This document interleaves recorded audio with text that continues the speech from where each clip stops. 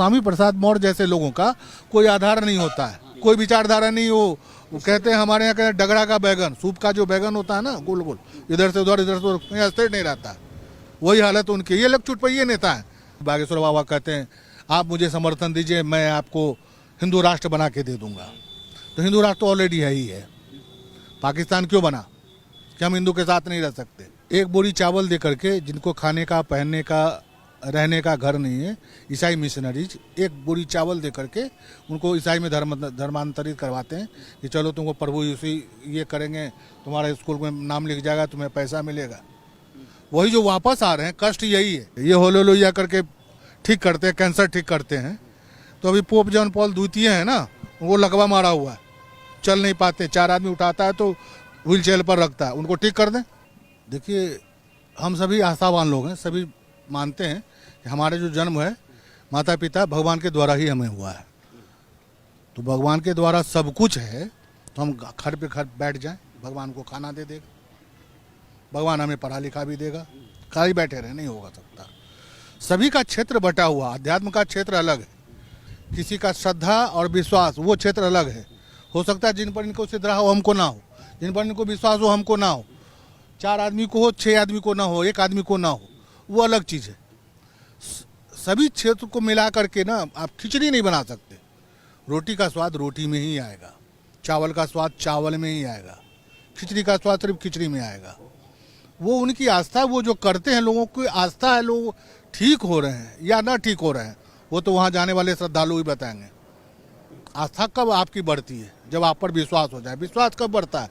जब आपके कर्म ऐसे हों, जो आप बोल रहे हैं, कर्म का मतलब जो आप बोल रहे हैं वो सही हो जाए। बाबा में ये शक्ति क्यों नहीं आ रही है कि जैसे हमारे यहाँ आक्रमण हमला होता है पाकिस्तान से, RDX कहाँ से आता है? बहुत दूर की बात हो गई।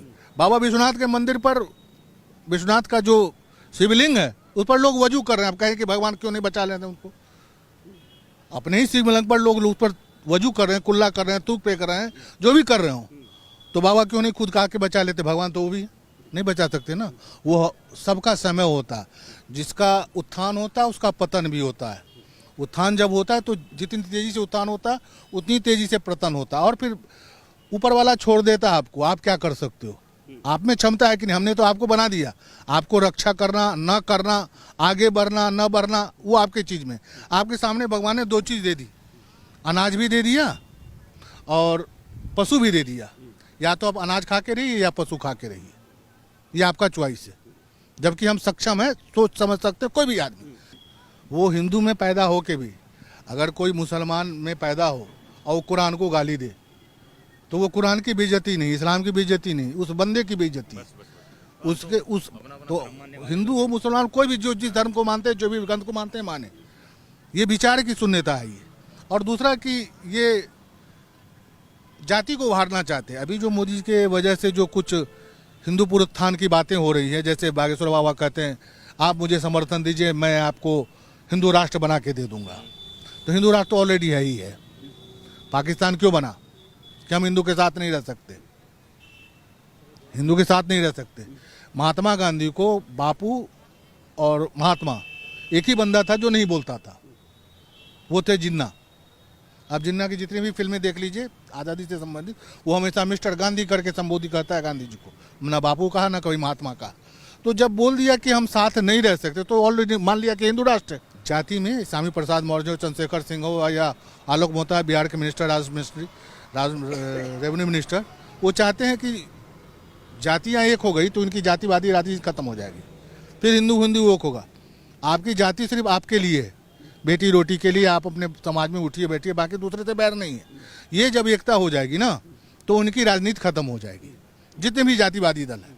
एक बोरी चावल दे करके जिनको खाने का, पहनने का, रहने का घर नहीं है, ईसाई मिशनरीज एक बोरी चावल दे करके उनको ईसाई में धर्मांतरित करवाते हैं कि चलो तुमको प्रभु यीशु ये करेंगे, तुम्हारे स्कूल में नाम लिख जाएगा, तुम्हें पैसा मिलेगा। वही जो वापस आ रहे हैं, कष्ट यही है। भैया आप अपना धर्म को मानो, मैं अपने धर्म को मानूंगा। हम आपको क्यों बदले? आपके हिंदू से मुसलमान है या ईसाई में क्यों बदलेंगे भाई? आपका धर्म आपके लिए अच्छा है, हमारा धर्म हमारे लिए अच्छा है। आपके माता पिता आपके लिए अच्छे हैं, हमारे माता पिता हमारे लिए अच्छे हैं। जो मैं ये कहूँगा ये कि नहीं, मैं मेरे ही माता पिता अच्छे हैं, आपके खराब है, आप मेरे साथ आ जाओ, ये तो कितनी गंदी बात हुई। आप अपने धर्म में ये आते क्यों है ईसाई मिशनरी ईसाई बनाने के लिए? ईसाई बनाना है ना, चले जाए चीन में, चले जाए सऊदी अरब में, चले जाए, जाके बना के दिखा दें। छोड़िए हमारे ही अंग था 75 वर्ष पहले, पाकिस्तान बांग्लादेश में चले जाए, सीरिया में चले जाए, इराक में चले जाए, ईरान में चले जाए। ये यही कष्ट है कि झाबुआ में वो गए, बस्तर में गए, झाबुआ में बैठ के आदिवासी समाज को जो धर्मांतरित हो चुके थे ईसाई में, वो बैठ गए उनके सामने में, उन्हीं के साथ खाना खाया, उन्हीं के साथ ढोल बजाया, उन्हीं के साथ नाचा, उनको उन्हीं की भाषा में कहानी सुनाई, कथा सुनाई, रामायण पाठ किया, वेद पाठ किया, भागवत पाठ किया। अब सब लोग दौड़ के आ गए। कोई जो है मिशनरी में चला गया, कोई कन्वर्टेड हो गया, कोई धर्मांतरण कर लिया, वो वापस आ सकता है। स्वागत है, लोग आए हैं, 2-300 संख्या में वापस आए हैं, तो लोग उसका विरोध कर रहे हैं। मुस्लिम महिला ही हिंदू बन गई, पाकिस्तान से एक हिंदू महिला आई है, अभी 1 महीना पहले की बात है। मुस्लिम महिला पाकिस्तान से आई थी, लंदन में रहती थी वो, पाकिस्तान मूल की, जैसे मैं लंदन में रहता हूँ।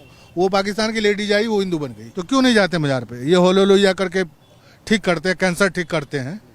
तो अभी पोप जॉन पॉल द्वितीय है ना, वो लगवा मारा हुआ है, चल नहीं पाते, 4 आदमी उठाता है तो व्हील चेयर पर रखता है, उनको ठीक कर दें भाई। ईसाई में तो बहुत संत की उपाधि मिलती है ना, 4 चमत्कार होने पर मदर टेरेसा को एक ही चमत्कार पर बना दिया गया था। तो चमत्कार करें, उनको ठीक करें। जो पादरी यहाँ कहते हैं कि हम कैंसर ठीक कर देंगे, गूंगा बहरा गूंगे को बोलना सिखा देंगे, बहरे को आवाज कान में सुनना नहीं पड़ेगा, जो पैरालिसिस अटैक है वो चलने लगेगा। तो पैरालिसिस अटैक उनके सबसे बड़े धर्म गुरु है, उनको ठीक करके दिखाए हमको, तो हम मान जाए। वही श्याम मानव जाके करवा के दिखा दे। वही तो लोग कह रहे हैं कि ये इन लोगों को, श्याम मानव टाइप के लोगों को, ये मोटिवेटेड है, ये जान के हमारी आस्था पर चोट पहुंचाते हैं ऐसे कुतर्कों के द्वारा कि लोग इससे विमुख हो जाएं। अभी जाति में बटे हुए हैं, कल को अपने ही माता पिता से, अपने ही देश समाज से घृणा करने लगे। ये कुचक्र है। इस सब का फंडिंग विदेशों से होता है, सभी एनजीओ को फंडिंग विदेशों से होता है। हाँ, बस वो राजनीति, मैं अखिलेश यादव का समर्थक हूँ, अखिलेश यादव अभी करेंगे 12 बजे दिन है तो दिन कहेगा। तो ऐसे समर्थक भी होते हैं, ऐसे कट्टर समर्थक भी होते हैं, और उसमें कोई बुरी बात नहीं हो। अब उनकी सोच वही है, तो मैं क्या कर सकता हूँ। तो मैं बागेश्वर बाबा महाराज में श्रीमान धीरेन्द्र शास्त्री में सुभाष चंद्र बोस और स्वामी विवेकानंद दोनों का मेल देख रहा हूँ।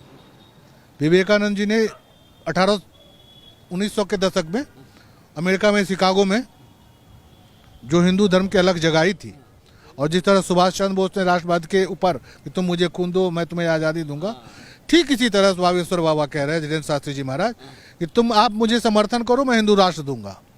दोनों का संस्कार इनके मस्तिष्क पे पड़ा हुआ है। रामशिला आई है गंडकी, काली गंडकी नबी नेपाल से, 7 करोड़ साल पुराना पत्थर का टुकड़ा शिला, एक राम जी, शालिग्राम, एक रामचंद्र जी के लिए, एक सीता जी के लिए। आप कल्पना नहीं करेंगे, मैं उस क्षेत्र का रहने वाला हूँ, मिथिला का ही, वहाँ से जो गाड़ियाँ चली हैं, अब जैसे मध्य प्रदेश में नहीं जाएगी क्योंकि वो रास्ते में नहीं आता, तो मध्य प्रदेश के लोग रो रहे हैं, टीवी पे देख रहे हैं, लाइव जो कोई चला रहा है उसको देख रहे हैं, रो रहे हैं कि हमारा तकदीर में नहीं था, हमारे भाग्य में नहीं था, कुछ शिला को छू ले।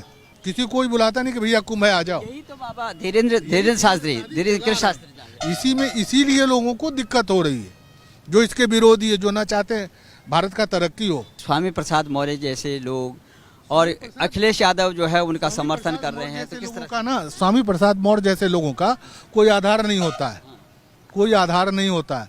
वो हमारे यहाँ कहते हैं कि जहाँ देखा खीर वहीं गए फिर।